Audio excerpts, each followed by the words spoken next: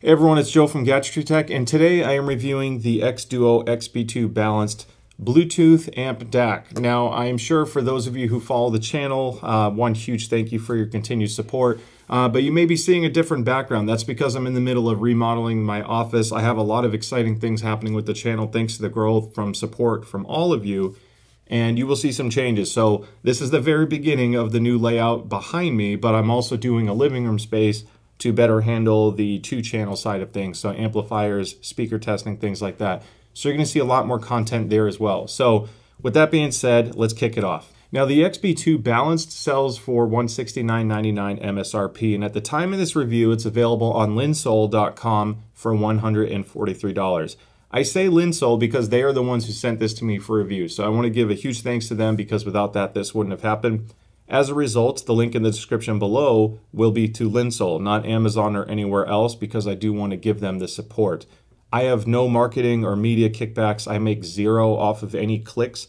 I'm simply doing it to thank Linsoul for sending this to me because I did this review because I was really excited to try this DAC. I was familiar with their older stuff and I wanted to hear the new ones. So anyway, purchase it wherever you want. However, I do recommend checking out Linsoul because they ship fast and their prices are great. Now the XP-2 Balanced uses an ESS Sabre DAC. It's the ES9018K2M, which is a very neutral, clean, and fairly efficient DAC. Now on the Bluetooth side, it's using the Qualcomm CSR8675 chip. This is a great chip because in this price range, it's giving you aptX low latency and HD, in addition to LDAC, SBC, and AAC codecs. Now that chipset also means you get Qualcomm's CBC 8.0 system. This is a clear voice technology built in on the chipset itself, and the goal of that is to help give you a little bit better phone call quality from your voice because this actually has a microphone built into it, but also to reduce background noise. So if you're in a noisier environment, this should help do a good job of allowing you to make a phone call and have people still be able to actually hear you, even if you're using a standard headphone. Now, just to give you a few demos so you can hear what my voice sounds like, this is my voice with the microphone farther away from my mouth. Typically, you wouldn't do this, but I just wanted to show you how the microphone technology works if it's this far away. Conversely, if I bring it closer to my mouth, now it's adjusting the gain. You're going to get a much better sound quality. And I don't think this is too unreasonable to do because if you're on a phone call and you're in a noisy environment, this is typically what you're going to have to do anyway. So I have some background noise I'm going to play on my computer, and just so you can hear it, I'm going to play this sound and channel it through the microphones that you normally hear on my camera so you can hear how loud they are. So that's the background noise I'm playing. This is me talking through the camera mics. Now I'm going to switch the audio over to the Qualcomm chipset, if you will, on the XP-2 Balanced. And this is what my voice sounds like with that same noise in the background. As you can tell, my voice is obviously more compressed. I am connected through Bluetooth through an Apple iPhone, so I'm not even leveraging some of the other codecs that are a little bit better. But this is how good of a job it's doing at reducing background noises. And if I don't speak, you can still hear it, but it's not as loud. So overall, it's not bad. I think it's passable for using normal headphones, even if you're traveling. Now, this also works as a USB DAC, of course, if you're not looking to use Bluetooth or you go back and forth. And on the USB side, this supports PCM from 16-bit to 32-bit with sampler rates up to 384 kilohertz. It also does DSD-256 and DXD 32-bit at 352.8 kilohertz, if I'm not mistaken. The other thing I want to point out, this is just like a standard Apple camera adapter. It uses Lightning. Then you have a USB-C and USB-A port. You can use this as a USB DAC on an iPad or iPhone using a Lightning connector as well, and it works flawlessly there. Now the XP-2 Balance also uses status lights, so basically this little blue LED right now suggests that I'm in Bluetooth mode. And if I press the button on the side, it's going to blink to this red because I'm in USB DAC mode, but I'm not connected to anything or playing music on it. So if I go back to Bluetooth, you will see blue. If you are connected with SBC codecs, it'll stay a solid blue. If I'm playing music on it wirelessly through, for example, this Apple device right here, and I play, this should change to a teal color, and sure enough it did. That's because I'm using the AAC codec. Now it turns to a pinkish color if you're using AptX, and it will turn white if we're using LDAC. Another nifty trick with the LED is showing you your battery life. So if you press the battery button on the side, this light is going to blink several times. Now, if it blinks 5 times, your battery is full. If it blinks only once, your battery is basically dead. And obviously all the blinks in between represent that status or charge level in between. Now, on the note of Bluetooth, while I'm talking about it, I do want to talk about the wireless performance, and it was pretty good in a sense that as long as I was within 20 feet or very close by, I didn't have any Bluetooth issues. I occasionally could go 50 plus feet and still have no issues, which was nice if I left my phone on the desk and I was walking around using IEMs with this in my pocket. However, depending on the environment I was in or where I was going, occasionally the Bluetooth would cut out in as little as 20 feet.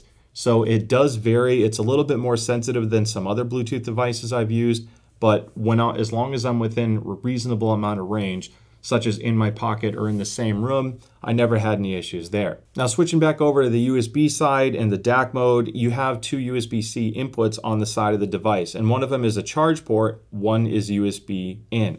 Now, when you're using this as a USB DAC, if you only connect to USB in and connect it to a laptop or phone, whatever it may be, you are not pulling power from that mobile device or portable device, whatever it is. It's still running off the battery. This can be a pro and a con to some people. However, I think it's more of a pro on a mobile sense because now if you're on the go, you don't have to drain your phone battery if you're sitting in an airport, for example, and using it as a USB DAC, and the same happens with your laptop. If you do want to provide power to this and not deplete the battery while using it, you can use the second USB-C port on the side, which is included. They have a USB A to C connector, which is a nice heavy-duty braided material. It's longer. You can use any standard USB-C cable, of course, but this will allow simultaneous power while using the other USB cable that's included to serve as the DAC. They give you this cable with the right angle because if you're ever using this with a DAP, basically an audio player, and using this as your amp for the audio player, this little device allows you to kind of sandwich it in like this so it looks cleaner. It's more of a preference thing, but I've ended up using a straight USB-C to C, like 4-inch cable, just because for how I used it, I didn't need this angle. But it's cool that they give you that option. Now, if you are using this as a USB DAC with just the internal battery, it's rated for 8 hours of continuous play. And on the Bluetooth side, for some reason it's longer, it's rated at 15 hours of continuous play. Now, I've talked about a lot of specs, but one of the most important specs, of course, is the power output for a lot of people. And the XP-2 Balance is an absolute beast in this area. It is rated for 180 milliwatts times 2 at 32 ohms in unbalanced mode and 320 milliwatts times 2 in balanced mode. That is a ton of overhead and significantly more than most other portable Bluetooth or dongle type DACs that I've used. The benefit of this design mixed with a low output impedance and that kind of power and signal to noise ratio, basically low distortion, is you can use this to power IEMs that are very efficient and easy to drive all the way up to something much more difficult to drive or something that benefits from higher power.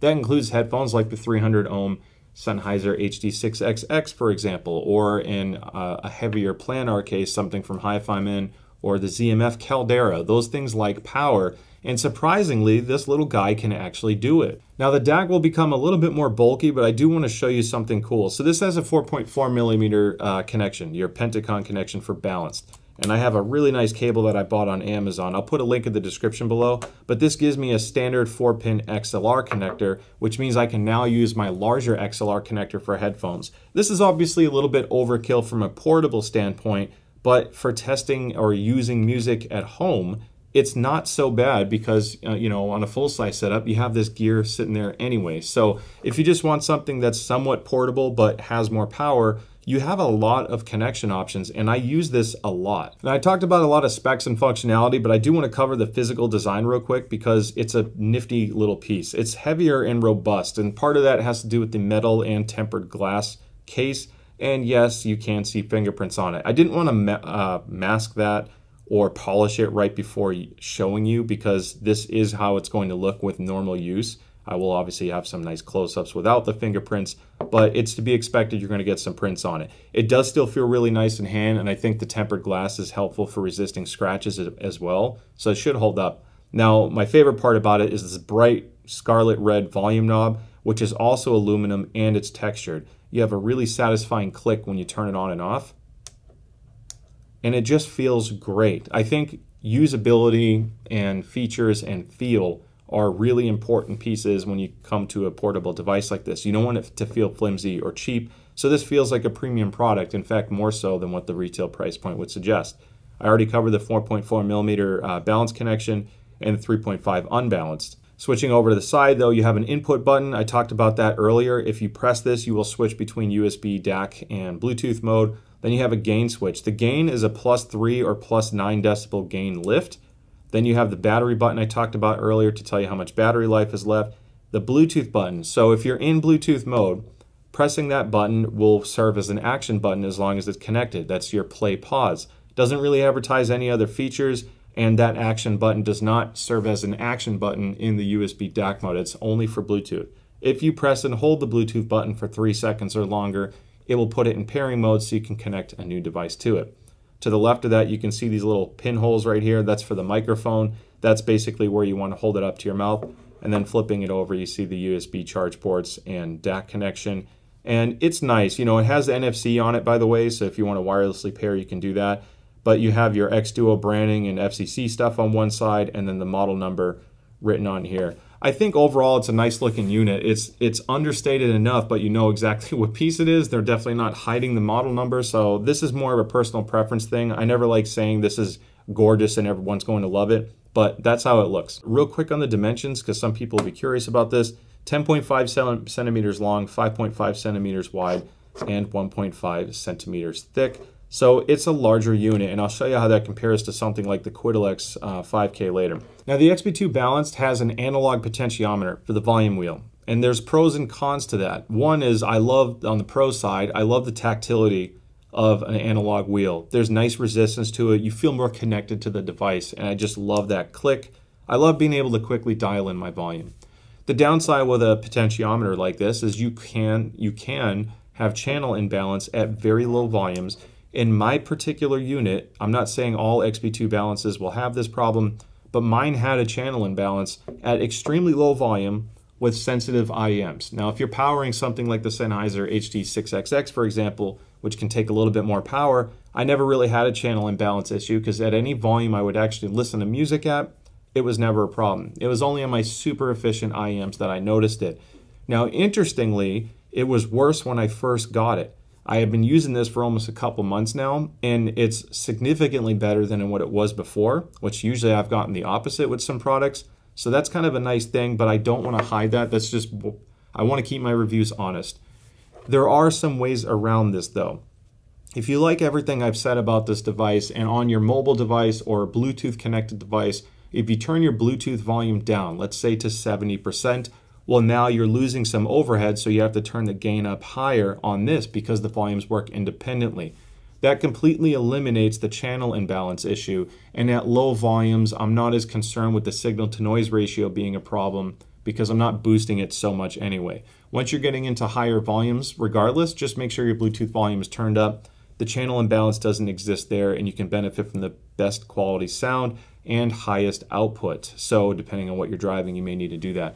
So the channel imbalance is minor, and again, it's only at low volumes, but I just want to throw that out there. Now, when it comes to sound quality, this part's actually kind of fun to talk about because I don't believe in snake oil, and I'm not going to tell you that, you know, texturally speaking or holographic soundstage wise or whatever some of these buzzwords are, you will get more of a change by changing your headphones or IEMs than you will on an amp DAC. Don't buy something like this thinking it's going to totally change the way your headphone sounds. The headphone change is going to change the way your headphone sounds. So I don't want to provide false expectations. Now, with that being said, this executes a neutral sound perfectly. I have no issues with it coloring the sound, which is what a device like this should do. I should not have noticeable distortion. I should not have some weird crosstalk issues or channel imbalances, especially at medium to higher volumes. Everything should be clean. And that's what the XP-2 Balanced does. Now, I had the qudelix 5K.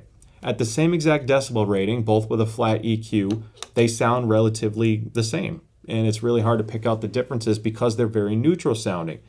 You get more of a difference when you hit higher volumes.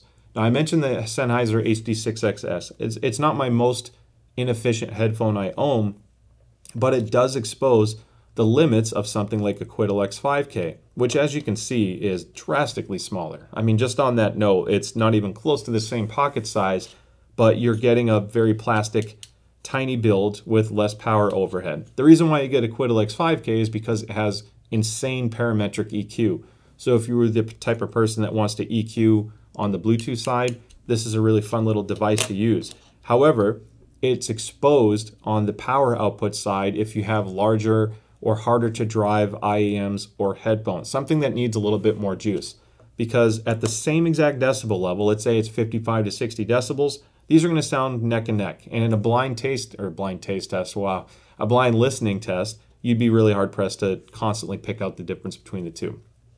The difference becomes more noticeable at higher volumes. And the reason why I use the XP-2 Balance so much is because it has so much more overhead, even if you're not running in balanced mode. This also has a balanced connection, uses a 2.5 instead of the 4.4. And I have adapters to do the same thing with the whole XLR. However, when I'm testing headphones for review, for example, I'm not really messing with EQ when I first get it. I'm just putting them on and I want to listen to them for how they sound. And as much as I like the qudelix, the button usage and how you interact with this thing is kind of cumbersome, even though it's tiny. I feel like a bull in a china shop trying to use it, but I also had issues of it not really getting loud enough for certain products, whereas the XP-2 Balanced, it sounds incredible. This sounds closer to the power envelope that I expect from a desktop amplifier DAC, you know, in a similar price range. It gets more than loud enough, and that helps when you're listening on a variety of products. So I'm saying all this because I think the performance on the XP-2 Balance will be greater realized or benefited from depending on what your listening equipment is. If you're only using 16 to 32 ohm IEMs that have very high sensitivity rating of, let's say, 105 decibels and up, well, the qudelix 5K is probably fine, and then you get the benefits of parametric EQ. However, if you're changing out your products, if you need stuff that is harder to drive, for example, using a mix of headphones or even less sensitive IEMs, the power envelope you get from the XP-2 Balance is absolutely nuts. Now, even outside of the audio performance, I love the way this feels in my hand. I have larger hands, and to me, this just feels like a better product. Even though these are so close in price, this feels like a more premium product. I get no software to change it. It's just a volume knob, turn it up and enjoy whatever you bought. Now, to summarize the sound quality, the performance is excellent. It's neutral, and it's how it should sound. I think where it becomes the most noticeable is when you're at 95 to 100% of a DAC's power output capability. You tend to start feeling like you're starving your headphone of the dynamics it can do. And that's where something like the XP-2 Balance comes in handy because it has all of that extra overhead that you might not be tapping into. It's not working as hard. I tend to get a better audio performance. The bass is more dynamic and punchy, and I feel like my headphones are doing what they're supposed to do as opposed to thinking they are doing what they are supposed to do. So with that being said, that kind of wraps it up. I'm not here to tell you that under $200 this is the best amp DAC for everybody, because there are pros and cons to a lot of products out there. I just wanted to cover this from a sense of knowing what you're getting into with a product like this and to see if it's important enough to justify over other products in the same price range. I hope to review more amp DACs in a similar price range in the future. I know I have a couple coming, so I'll expand my coverage on it, but compared to the qudelix, to me right now, it's kind of like, do you just want IEMs and you want something easy to customize? This gives you a lot of EQ features, or do you just want the overhead to work on a variety of devices with better battery life, easier to use controls, and frankly, a lot more power output? It's really just up to you what you're looking for, and I hope this video helped you make that decision today. So with that being said, thank you so much for watching this. Don't forget to like and subscribe. I have a lot of big audio things coming, as you can tell with the early phase of my studio remodel. So with that being said, stay safe out there, and I'll see you next time. Bye.